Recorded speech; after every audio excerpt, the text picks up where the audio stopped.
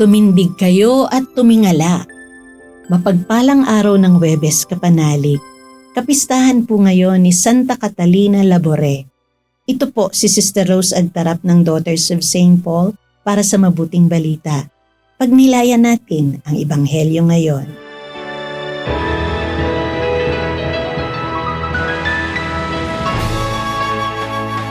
Sinabi ni Jesus sa kanyang mga alagad, Kung makita ninyong nakubkob na ng mga hukbo ang Jerusalem, alamin ninyong sumapit na ang kanyang pagkawasak. Kaya tumakas pabundok ang mga nasa Judea, umalis ang mga nasa lungsod, at huwag nang bumalik doon ang mga nasa bukid, sapagkat ito ang mga araw ng paghihiganti sa kanya para matupad ang lahat ng nasa kasulatan. Sawimpalad ang mga nagdadalang tao o mga inang nagpapasuso sa mga araw na iyon, sapagkat matindi ang sasapit na kapahamakan sa lupain at ang galit sa bayang ito.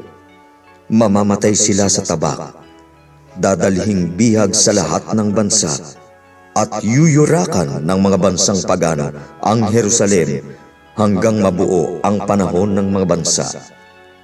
Magkakaroon ng mga tanda sa araw, buwan, at mga bituin. Sa lupa'y mangangamba ang mga bansa dahil sa ugong at alon ng dagat, at wala silang magagawa. Hihimatayin ang mga tao dahil sa takot at pagkabahala sa mga sasapitin ng sanlibutan, sapagkat mayayanig ang puwersa ng sanlibutan. At makikita nila ang anak ng tao na dumarating, na nasa ulap na may kapangyarihan at ganap na luwalhati. Kung magsimula ng maganap ang mga ito, tumindig kayo at tumunghay, dahil palapit na ang inyong katubusan.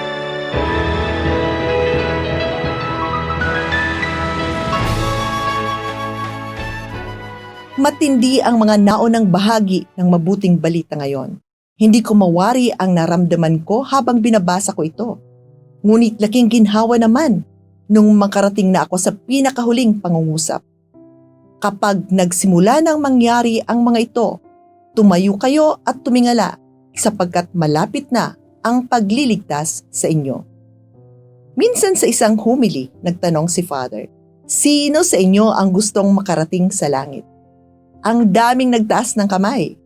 Nagtanong ulit siya, sino ang gustong pumunta doon ngayon na? Nanahimik ang lahat. Sigurado akong lahat tayo ay gustong makapiling ang Panginoon sa kanyang kaharian. Pero may takot at pangamba sa ating puso.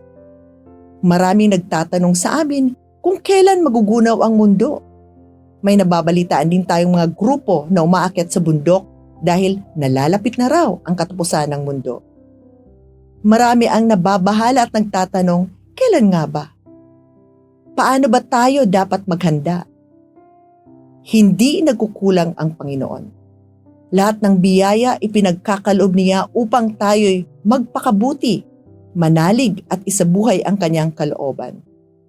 Paano natin tinatanggap at ginagamit ang lahat ng mga biyayang ito? Saan kaya tayo dadalhin ng ating mga pagpapakapagod, sakripisyo at mga prioridad sa buhay? Kapanalig, ngayon na. Magpakabuti, isabuhay ang kalooban ng Diyos. Manalig. Ano naman ang saysay ng ating mga pagpupunyagi dito sa mundo kung sa katapos ay hindi tayo mapapabilang sa kaharian ng Diyos? Hindi pa huli ang lahat. Huwag nating sayangin ang nalalabing panahon ng ating buhay. Mga kapanalig, maraming salamat po sa inyong patuloy na suporta sa aming misyon. Subscribe, like, and follow po lines sa aming social media accounts. Tulungan niyo po kaming maipagpatuloy ang programang ito at ipadala ang inyong donasyon sa aming donations channels. Kasama pong lagi ang inyong mga intensyon at kahilingan sa aming panalangin araw-araw. Ito pong muli si Sister Rose na nag-aanyaya sa inyong manalangin kasama ng lahat ng mga banal para sa mga minamahal nating mga yumao. Pagkalooban mo sila, Panginoon, ng pagkahimlay na walang hanggan, at mamulat nawa sila sa kaliwanagang walang katapusan. Naway magpahinga sila sa kapayapaan. Amen.